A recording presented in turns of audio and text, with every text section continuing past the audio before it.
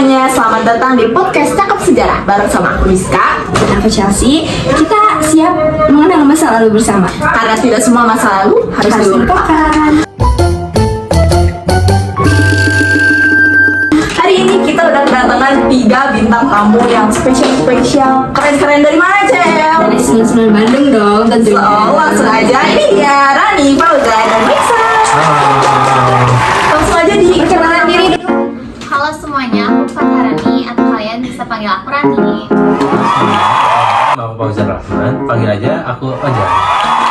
Halo semuanya, namaku Maitsa Salsabil Nasution, bisa dipanggil Maitsa. Hari ini kita mau bahas apa nih, Chelsea? Jadi hari ini tuh kita menarik banget. Kita tuh kayak mau bahas tentang kerajaan Mataram Islam. Yang ada di Jogja. Langsung aja, boleh kali Kak Rani atau Oja? Boleh, aku bakal jelasin ya. Jadi kerajaan Mataram Islam ini didirikan oleh Danang Sultan Wijaya pada tahun 1568. Nah, Sultan Wijaya ini merupakan pemimpin wilayah hutan Mentaok yang sekarang diganti namanya jadi Mataram. Gak cuman itu, ayah Sultan Wijaya juga mendapat gelar Panembahan Senopati. Jadi kayak awalnya tuh kayak perhutanan gitu ya? Iya, Ya, di sekitar tahun 1586. Jadi kayak keruntuhannya gimana awalnya? Masa kekuasaan kerajaan Mataram berakhir setelah perjanjian yang disepakati oleh VOC. Isi perjanjiannya itu Kesultanan Mataram dibagi menjadi 2 kekuasaan, yaitu Negeri Kesultanan Yogyakarta dan Negeri Kesultanan Surakarta. Oh, tunggu. Berarti ini tuh dibagi dua ya? Ya, Kenapa tuh dibagi dua? karena adanya konflik internal yang terjadi dalam Kesultanan Mataram Islam. Konfliknya pasti gede banget. Iya, Kak. siapa aja sih yang ada di Siapa aja sih yang terlibat gitu? Nah, konfliknya itu sampai melibatkan Sunan Pakubuwana II, Raden Mangkubumi, dan Raden Mas Said yang alias Pangeran Samberwijaya. Boleh bahas sedikit gak tentang kerajaan Mataram Islam ini lebih merinci gitu? Boleh banget. Mau dari mana dulu ini? Mau dari ekonomi, budaya, atau politik dulu nih? Politik oke kali ya, kita taruh yang ringan terakhir. Enggak ringan sih. berat di awal. Boleh. Jadi pada tahun 1586 sampai dengan 1601, Sutawijaya itu dia mengangkat dirinya sebagai Raja Mataram ya. Dia tuh dengan gelar Panembahan Senopati. Sutawijaya ini berhasil memperluas wilayah kekuasaannya sampai timur ke Surabaya, Madiun, Ponorogo, dan Cirebon. Nah, pengganti Panembahan Senopati ini adalah Mas Jolang. Mas Jolang tuh dia tuh gugur dalam daerah Krapyak dalam memperjuangkan kekuasaannya itu, jadi memperluas wilayah gitu loh. Nah, gitu. Dia terbesar kerajaan Mataram itu adalah Raden Mas Rangsang kalau nggak salah dia tuh. Mas Rangsang itu dia mempunyai gelar Sultan Agung. Ada lagi, bentar dulu. Sultan Agung Hanyokrokusumo. Nah, pada tahun 1613 sampai dengan 1645. Bener banget, jadi Sultan Agung Hanyokrokusumo ini juga punya cita-cita. Cita-citanya tuh untuk menyatukan seluruh Jawa dan mengusir VOC.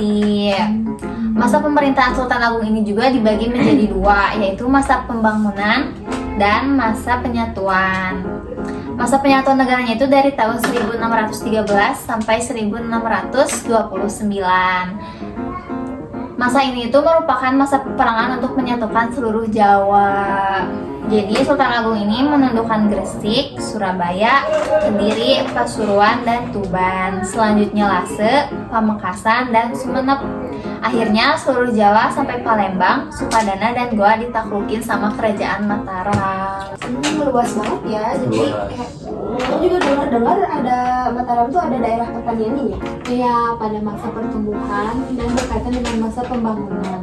Maka Sultan Agung melakukan usaha-usahanya itu untuk meningkatkan daerah-daerah pesawahan dan memindahkan banyak para petani ke apa tuh? Kemana ayo? Ke Ciroyong. Daerah Karawang alam yang subur. Atas dasar kehidupan agraris itu disusun suatu masyarakat yang bersifat feodal. Para pejabat tuh kayak merintah mengelola imbalan berupa tanah, garapan, lunggu, sehingga sistem kehidupan ini menjadi dasar munculnya tuan-tuan tanah di Jawa.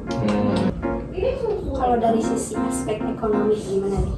Nah, jadi karena letak geografisnya yang subur, kerajaan Mataram ini termasuk daerah pertanian atau agraris, bahkan menjadi pengekspor beras terbesar pada masa itu. Dan gak cuman berkembang di daerah pertanian, masyarakat kerajaan Mataram juga aktif di bidang perdagangan laut. Kayak maritim gitu ya? Ya benar banget, perpaduan ekonomi agraris sama maritim ini mampu menjadikan kerajaan Mataram kuat di bidang politik Nusantara. Wah, berarti kerajaan Mataram Islam tuh kaya banget ya. Mulai dari aspek politik, kebudayaan, perekonomian. Terus ya pokoknya dari segala aspek lah bisa terpecahkan dengan sangat amat baik. Walau akhirnya harus berakhir karena VOC. Kayaknya masih banyak lagi yang harus dibahas, tapi gimana kalau kita lanjut ke Part episode 2. Kalau kamu mau tahu video selanjutnya, jangan lupa nantikan di channel YouTube kita PCS Podcast Cakap Sejarah. Don't forget to like, Komen. share, and subscribe.